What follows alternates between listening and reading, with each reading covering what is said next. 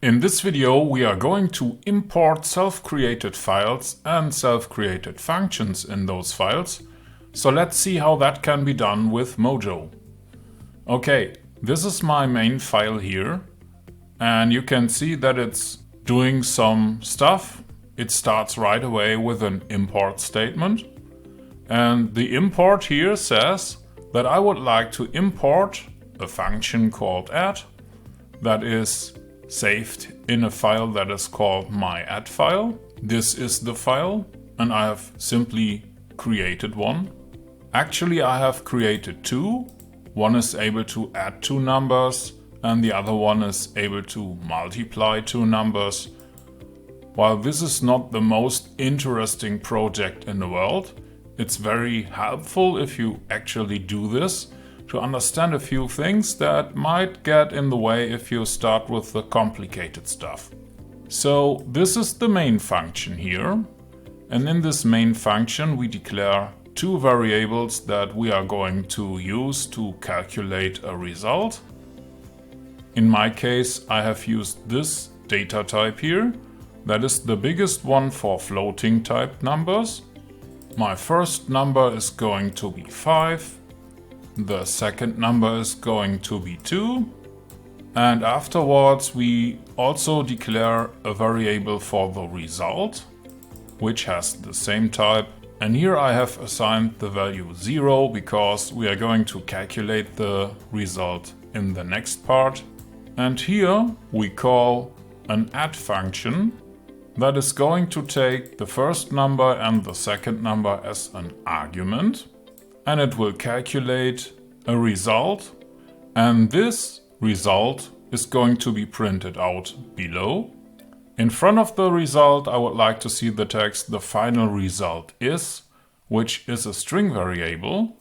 So now you have seen string and float data types, and that's it for the main file. And here in the add file we have created a function that is called add. We use in/out that basically allows changes of our variables inside of this function. And those changes would also be visible outside of the function.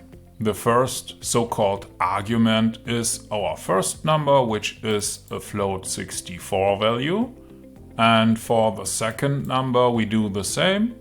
We say in/out, second number, the type is float 64, and this arrow and the rest here is actually the return value of the function, because at the end of the function we want to return a result, and the type of that result is also float 64.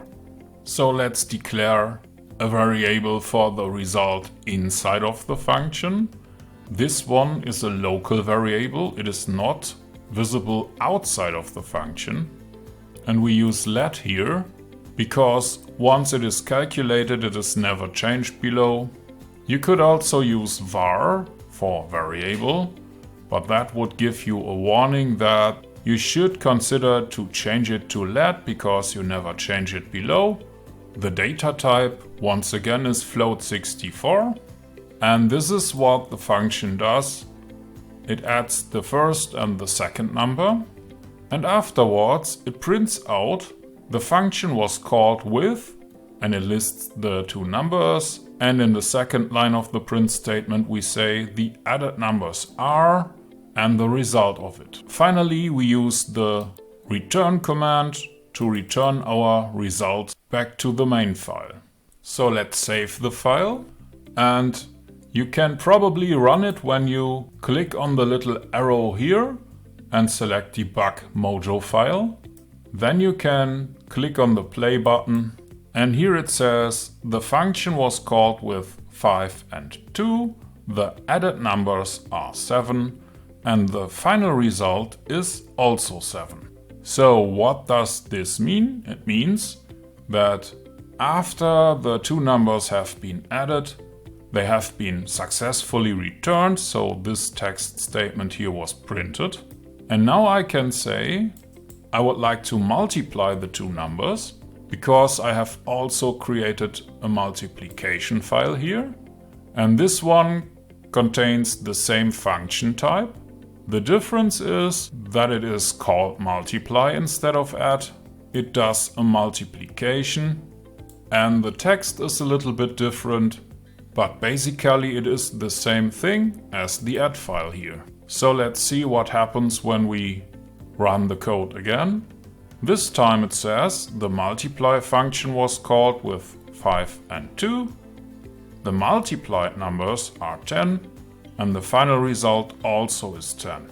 So while this might seem to be a very boring project, I would encourage you to actually do it yourself and create 2 more files to divide and subtract the 2 numbers, because in my case I learned a lot about what is going wrong when you do the declarations in a way that don't really work.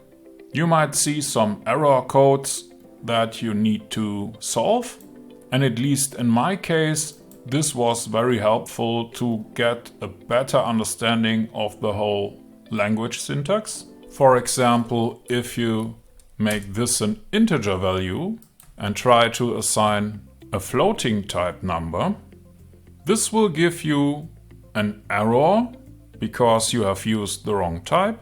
So actually you can play around with this. It should give you the right results. And in this little video you have learned how to create your own functions in your own files and how to import them. And you have done it with a few lines of Mojo code.